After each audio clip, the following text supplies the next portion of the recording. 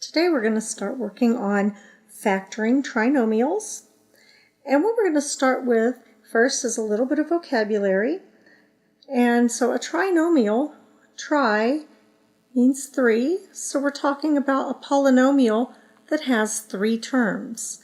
Normally in standard form, that trinomial is written as ax squared plus bx plus c, where a, b, and c all represent numbers.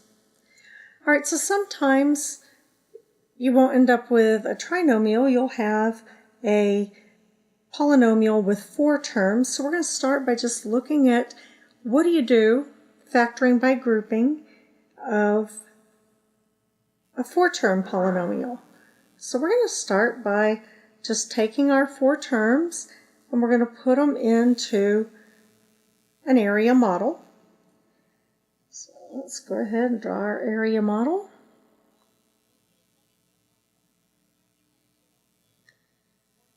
And I'm just going to put my four terms in there. So I got 8s cubed plus s plus 64s squared plus 8. All right, then step 2 says that we just need to find the greatest common factor. We're going to do this by row. So I'm going to find the greatest common factor like we did in the last video for the top row. And then I'm going to find the greatest common factor from the bottom row. So think of this as two area models that have already been stacked on each other. So when I look at this first area model, I'm looking at 8s cubed and s, and I see that what they have in common is s. Okay, and now I'm going to look at my second row. And I'm going to find my greatest common factor that I can take out of this. Okay, so I got 64s squared and 8. So I can take out an 8. And now I'm just going to divide and finish filling out my area model. So I've got 8s cubed divided by s. That'll give me this guy right up here. So that's going to give me 8s squared. And then I've got s divided by s gives me 1. Now I'm just going to check and make sure that everything worked. So I've got 8s squared times 8 gives me 64s squared, so that worked. And I've got 1 times 8 gives me 8. So my area model works, so I know that's the answer. So I'll just write it down. 8s squared plus 1 and s plus 8. Okay, so that's all you do.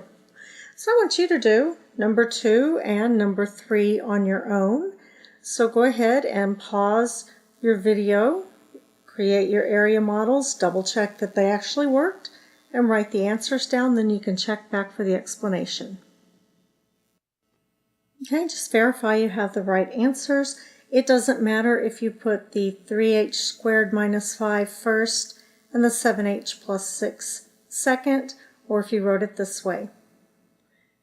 Okay, so now what I want you to do, and we've been doing this in some of our area model work, is I want you to consider this factored form of this trinomial. So our area model is of this factored form of this trinomial. So I've got the x plus 2 and the x plus 4. And when I multiplied it all out, and I combine my like terms, I end up with this. So what I want you to do is to consider what calculation has created this 8. So I want you to pause your video, and I want you to figure out what calculation created the 8, and write it down, and what calculation created the 6x. Write it down, and then start the video up. Okay, so as you were looking at this, hopefully eventually you started to see, hey, the coefficients 2 times 4 gave me 8, and the coefficients 2 plus 4 gave me my 6x.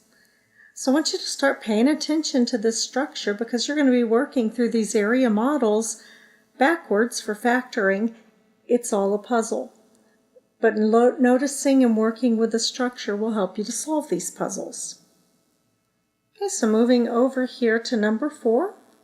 want you to factor this trinomial by completing the area model.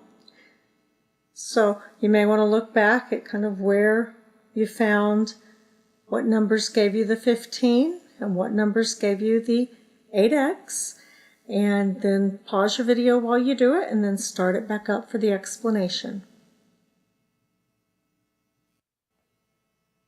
So once you figured out that 3 times 5 was a 15 and 3x plus 5x equals 8x, that gave you very quickly the answer x plus 3, x plus 5.